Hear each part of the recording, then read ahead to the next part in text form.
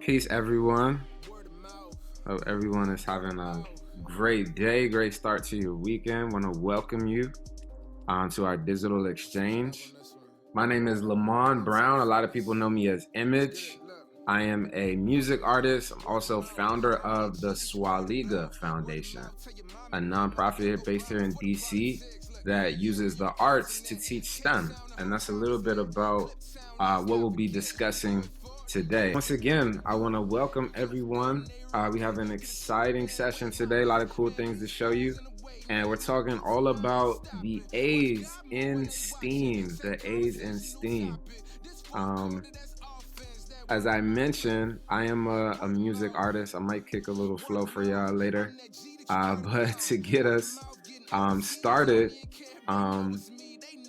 we're going to be doing an architecture activity. As Ephraim mentioned, we'll also be talking about some agriculture, and we'll be having some performances. So we're really excited about that. I'm going to go ahead and activate the chat. Like I said, if you can just drop your name and where you're calling in from into the chat, that would be super cool. We definitely want to get to know everybody. And I think one of the important things to remember before I pass it back to Ephraim so that he can introduce Rice is that the arts are connected to everything that we do, right? There's so many different art forms. Even as Aunt Denise mentioned with yoga being an art form as well and a science. So one of the goals, I want everybody to just think about how all of the things that we're talking about today, even agriculture and the arts and architecture, all of these things are related through creativity. And that's the most important thing. If you can remember that and see those connections, everything we do will start to be a lot more fluid. Okay, and you can start to understand those connections a lot more. And that's part of why we're here today. So without further ado, I'm going to pass it to Ephraim, and you'll hear from me a little bit later. Mr. Ephraim. Okay, thank you, Lamont. We're going to go ahead and get started. I see Rice University, their program is called, when we first started 4 years ago, we called it RAMP, which stands for Rice Architectural Mentoring Program, but it's also called Recess. So they will tell us what name we're going to use this morning, but they're going to present a lesson on architecture that students fall in love with. Not only is it a lesson, but it's also a design challenge that we have linked to it. And we're going to have some real good fun. Kids will get to design a structure at home. And we've even added the element that the design has to be as tall as the student. So we'll have some designs that may be 3 feet, maybe 5 foot. So it's going to take some engineering, some architecture, and some work to accomplish this, but that's what we're here for, to motivate kids in the area of STEAM education. So without further ado, I want to introduce Carrie of Rice Recess. Hi everyone. Good to see some of you. I see some familiar faces. So my name's Carrie and I'm from the Rice School of Architecture, and our program is called the Recess program. So I see some of the other volunteers from Rice as well here. Suki and I will be teaching the lesson today. And we also have with us Stephania, Hannah, and Jimmy. So we're really excited to see you guys today. And our lesson is going to be about structures in architecture. So Judy, do you want to start that presentation? Are we able to share a screen? Yeah, do you mind enabling the screen share?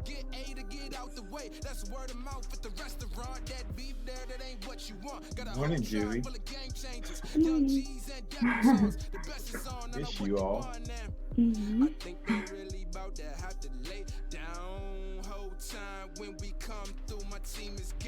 Okay, should be good to go. That's awesome. Thank you.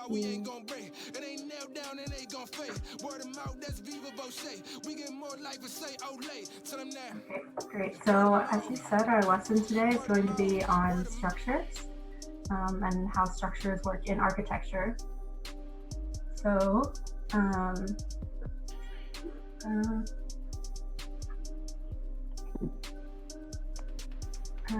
so what is architecture and what is the built environment?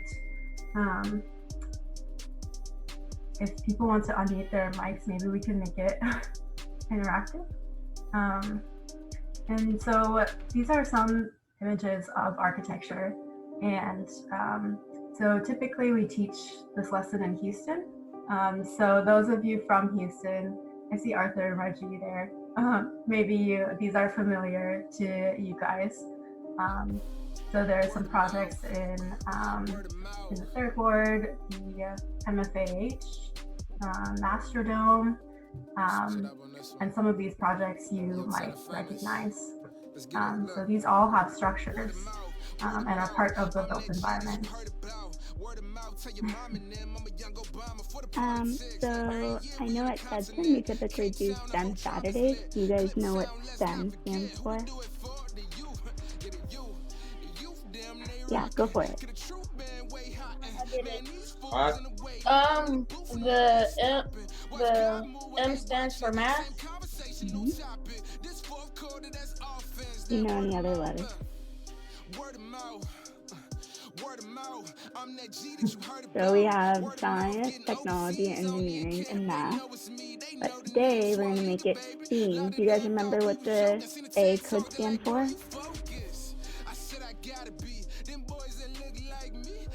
So the A could be art, agriculture, or architecture.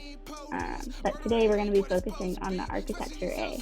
And as architects, we do a lot of things. We identify problems, we develop solutions, and we communicate ideas. And we use all four of these: science, technology, engineering, and math to help us do that. Yep. So today, again, our lesson is on structures and what the role of structures is in architecture.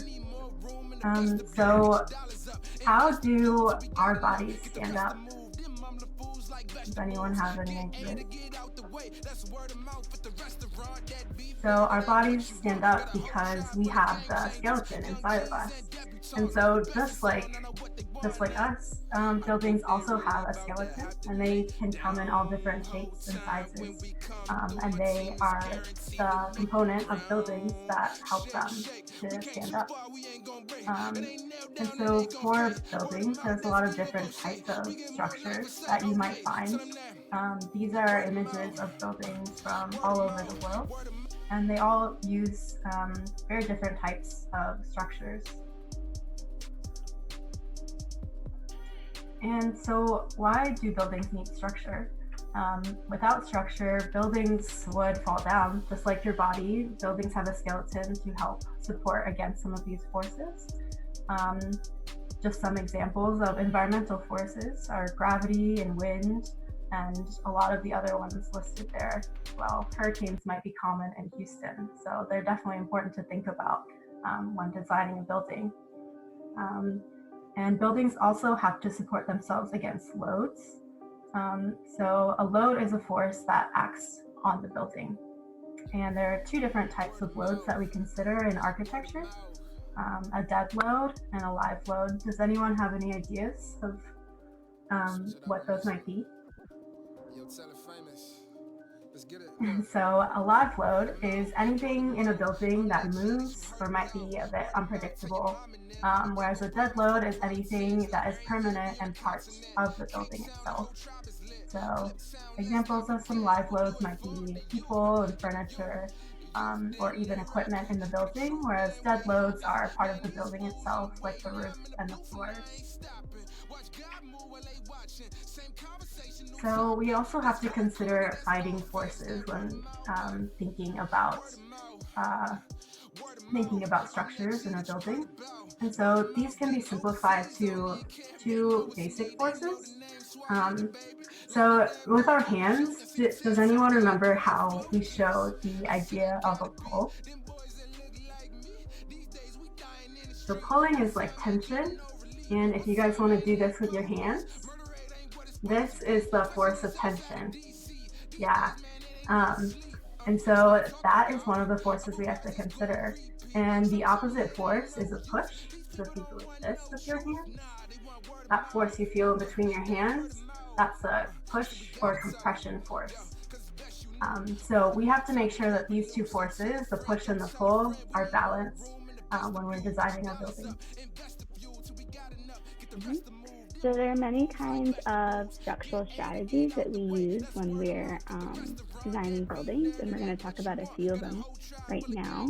So the first one is called post and lintel, and it's kind of this column and roof structure, which we can see here in this building, these two buildings.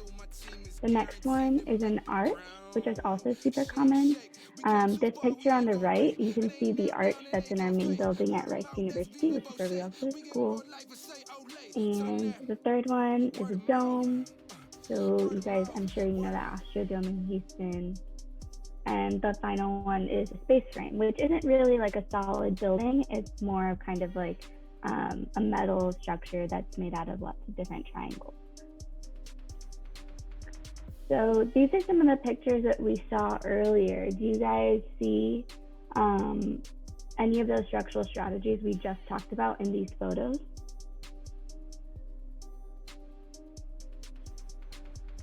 So we have arches here. This is a space frame. These were the columns that we saw in the post and lintel structure. And now we can go through kind of how a basic home is built. So we start with the foundation and the flooring, and then we add the walls, and then the roofing, and the finishing on the walls, and the windows. And that's kind of like the basic structure of a house. So structures can be a lot of different things.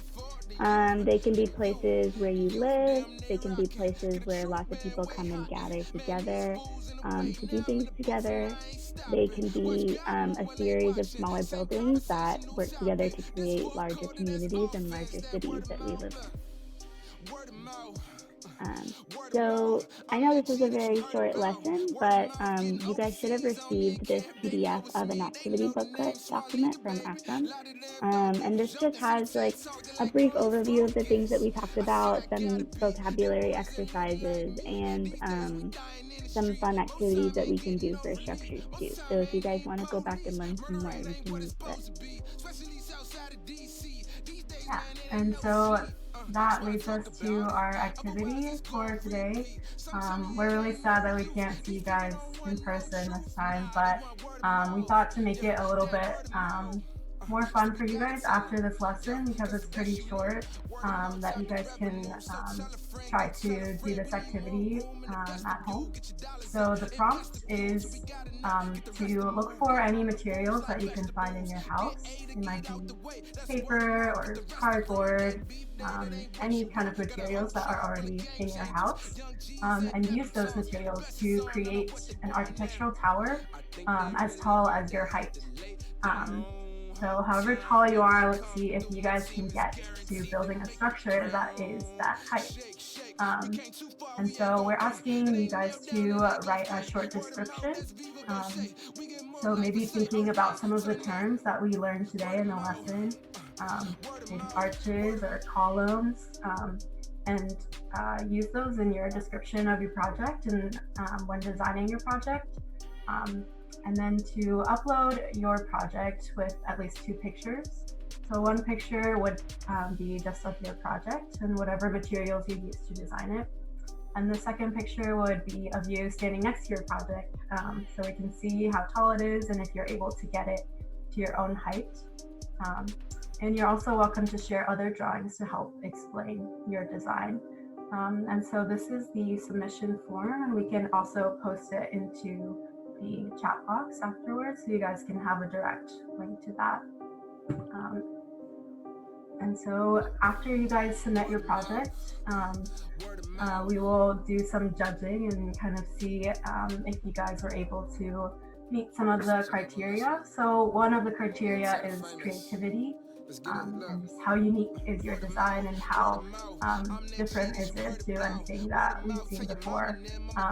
We showed you in the lesson today that there are a lot of different ways to think about structure. So maybe when you guys are designing, you might come up with some new types of structure yourself. So we want to see how creative you guys can get. And the second criteria is resourcefulness, just kind of what materials were you able to find and use at home in order to create your structure. And then how did you get the materials to stand together in order to form a tower. And the third criteria is to see how relevant it is to the topic that we discussed today, which was structure.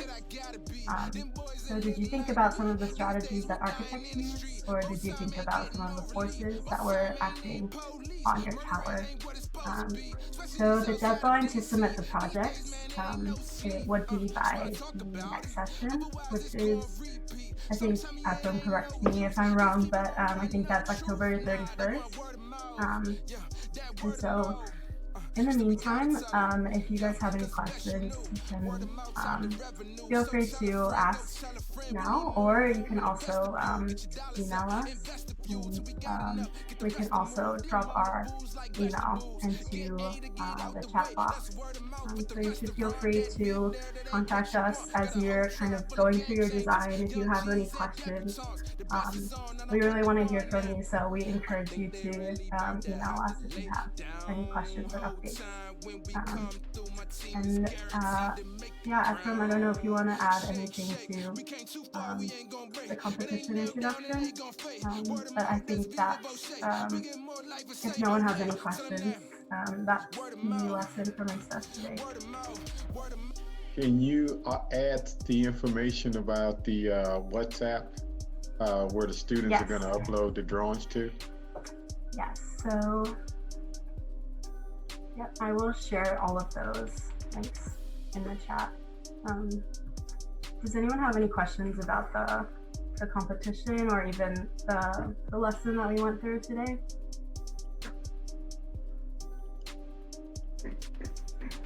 I have a quick question. Yeah. I saw Miss Denise had put in the chat that there was an earthquake in California last night. Yeah. What types of considerations what do architects think about when building buildings that would be in a place like California that has earthquakes, and what types of forces are those called again? Yeah, so environmental forces that we talked about today. So yeah, that's definitely an example of an environmental force. I think you also start to see how buildings kind of change depending on the location that they're in. Even in Houston, for example, where many of us are, where there's a lot of hurricanes, you might see there's hurricanes or flooding problems. Sometimes buildings are built on stilts. And I think some of the same considerations might be taken in California, where earthquakes are common. They might have more bracing, or they might take many different types of structural considerations into account to brace against those environmental forces. Yeah, I hope everyone's okay. The foundation would be loose too, so it's kind of like springy, so it will also. Yeah, thanks, Will. Will's another one of our volunteers.